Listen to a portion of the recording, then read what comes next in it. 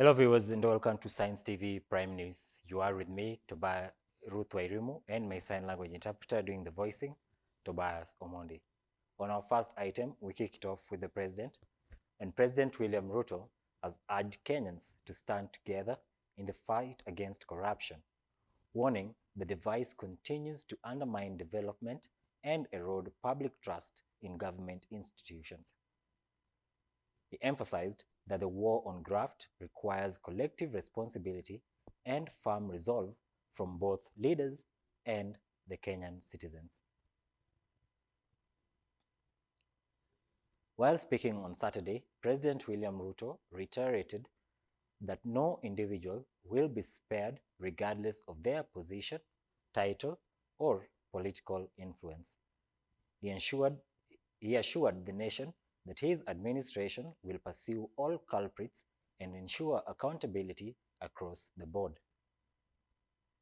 The head of state further dismissed claims that the crackdown on corruption targets specific groups or regions, insisting that the law will be applied equally.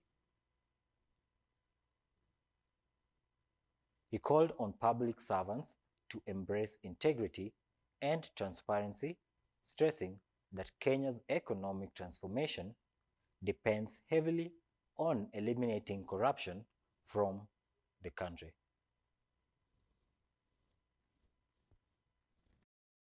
Ya bilioni 30 haiwezi kufanyika ndani ya SHA.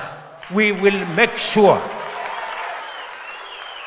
the digital system, the digitization process of SHA is what is making us to detect all the fraudulent claims, all the ghost hospitals, and all the fake patients that are attempting to carry out fraud in our health sector.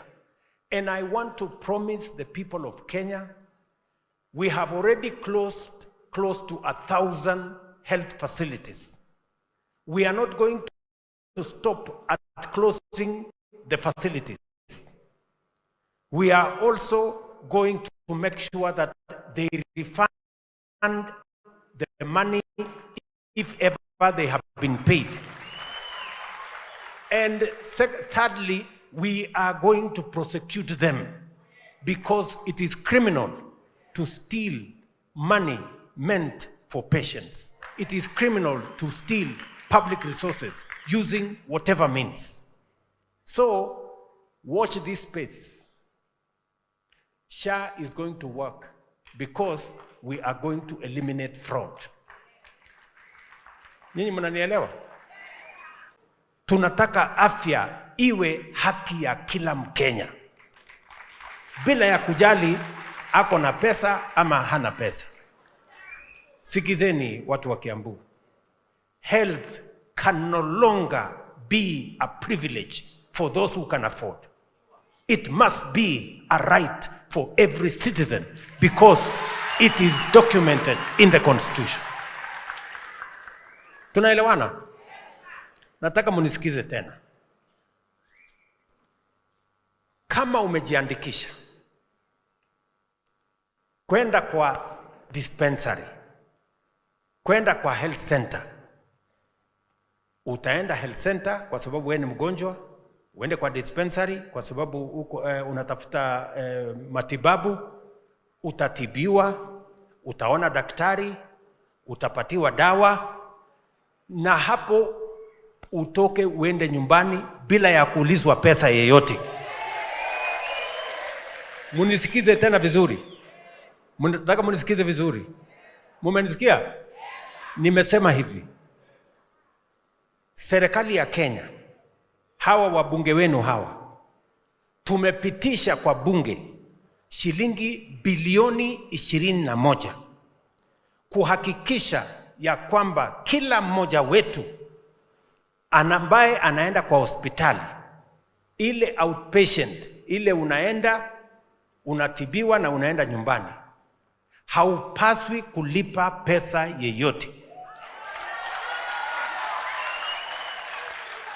Nyinyi mnanielewa?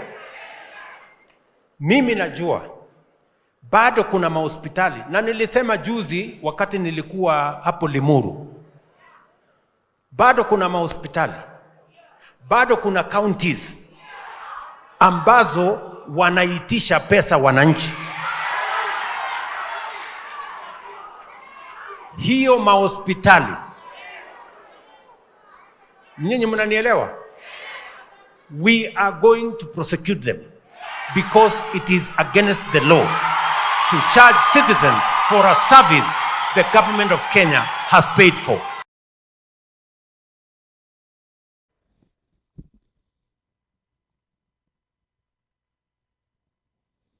Moving on to other news, Kericho Governor Eric Mutai has survived a second impeachment attempt after the Senate nullified a bid by the members of County Assembly to remove him from office.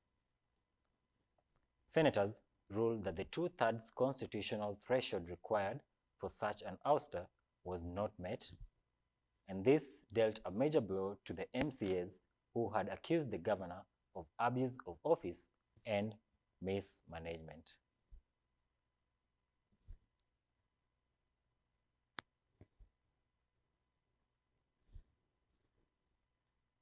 During the vote on Friday, 26 senators, backed by Mutai, effectively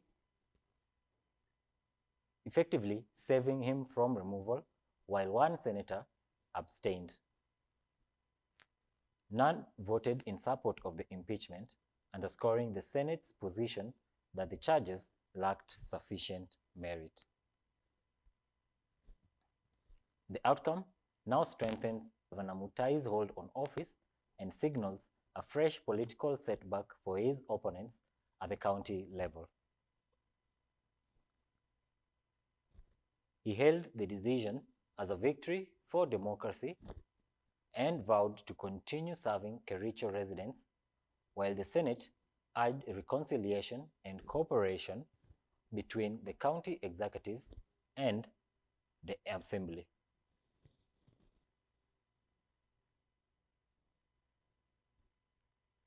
To remove MCAs who are supporting the governor. In the last impeachment, Patrick Mutai removed every single MCA that supported the governor from committees. He has threatened to suspend like 8 MCAs. He's planning next week to whip some other MCAs.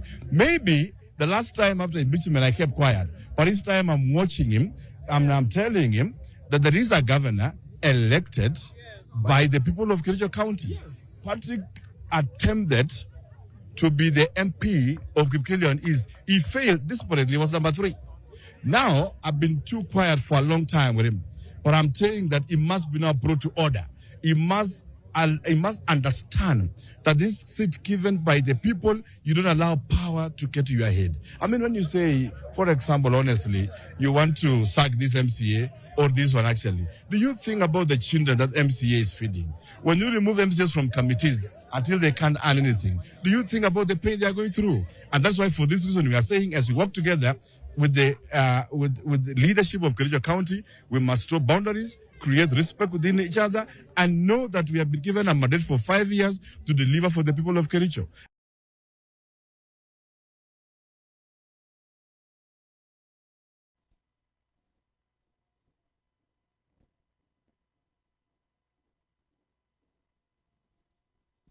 Moving on to other news, Narok County Woman Representative and member of the National Committee on Education, Rebecca Tonkei, has opposed the deployment of armed security officers during national examination, saying that it amounts to intimidation and could traumatize candidates.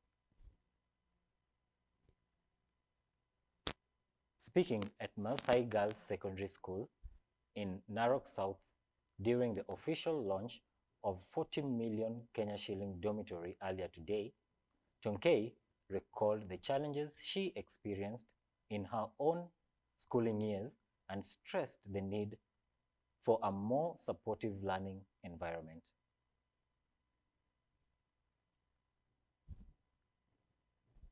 She urged students to remain disciplined, focused, and committed to academic excellence, assuring them that education remains the most powerful tool for shaping their future.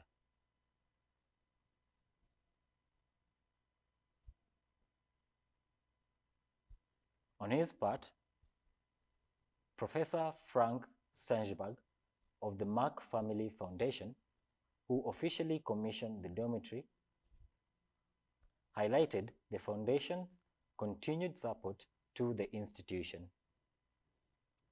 This includes an ongoing 46 million Kenya shilling dining hall project and a 4 million Kenya shilling worth of full scholarship that are awarded to extremely needy students at the same school.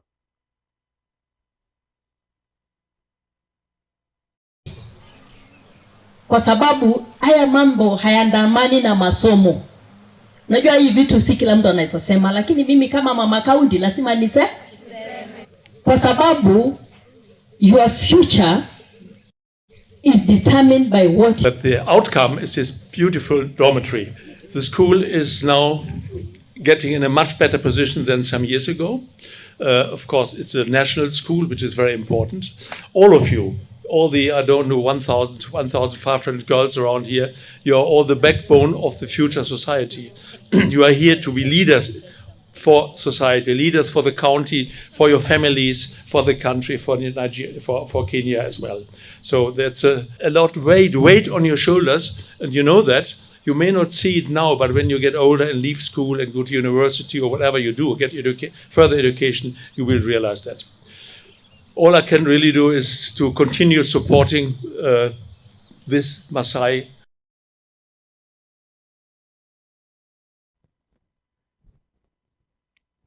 Moving on, the family of missing Huduma Center official Hussein Abdurrahman from Isiolo is demanding answers from the government more than 2 months after he mysteriously disappeared. They say that the long wait without any communication from the government has left them frustrated and anxious. Relatives accuse the government of silence and inaction, noting that no tangible investigations have been conducted despite their repeated appeals for help.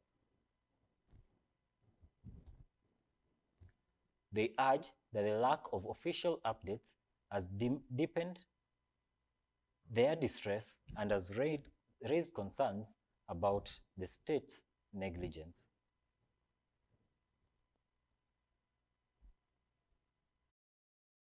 I have not seen any effort of the government to trace whereabouts of Hussein. So our question is, what is happening? Serikali wanafanya nini? Na kama hayuko kwa mkono serikali angetafuta. Lakini zaona serikali atafuti, serikali haongei. Hata mtu akikufa, mtu analialia tu, baadaye anakata tamaa.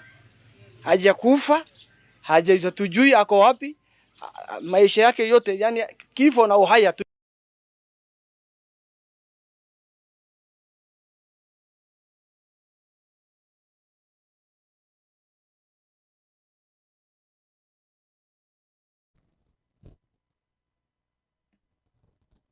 Moving on, authorities in Murang'a South have closed down an illegal alcohol manufacturing plant in Kenol Town during a multi-agency operation led by the Kenya Revenue Authority. The plant is said to have been producing and distributing unlicensed alcoholic products in the region. Now, during the aid, officers seized dozens of crates of alcoholic drinks that were being packaged without the mandatory KRA excise stamps. Officials noted that the products pose a risk to consumers as they had not undergone all the required quality and safety checks.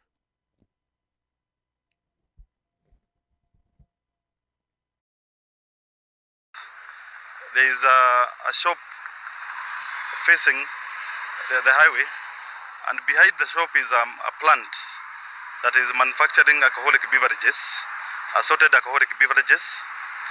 Upon our compliance checks as KRA, we found that the entrepreneur has not met some requirements in terms of licensing. For example, we realized that he doesn't have the excise license, which is a requirement for manufacturing of alcoholic beverages. Pombe tumepigana naye kabisa, na on daily basis tunapata pombe na tunapeleka watu kotini, wamepigwa fine. We also want to thank our Kenya law courts. They have been very supportive.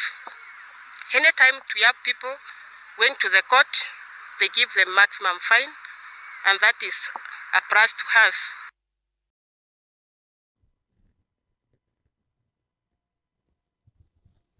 Moving on, Chief Conservator of Forests Alex Lemakoko has assured the public that the management of Karura Forest remains fully under the Kenya Forest Service, dismissing fears that operations have been handed over to private entities.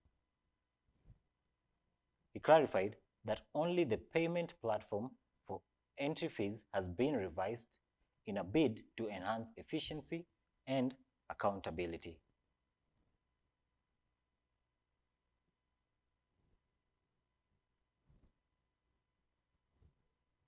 Lemakoko emphasized that the move does not affect the day-to-day experience of visitors, noting that recreational activities, conservation programs, and public access to the forest will continue without any disruptions. He further underlined that the partnership with the Friends of Karura Community Group remains intact in order to ensure sustainable conservation efforts. Now, his remarks come amid uproar from sections of the public who had expressed concern over possible changes in the management structure of Karura Forest.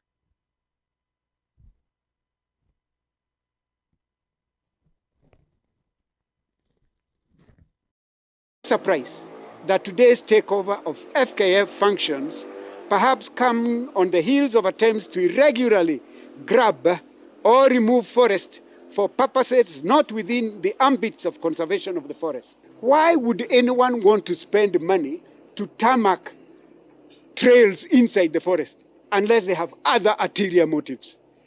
A forest does not require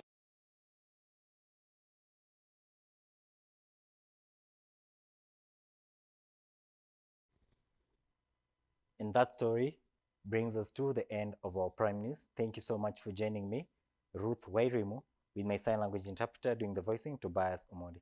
Have a good night. And in case of any feedback, don't forget to share them on our social media platforms. That's on Facebook, Twitter, and TikTok, where we'll be happy to sample some of the feedback.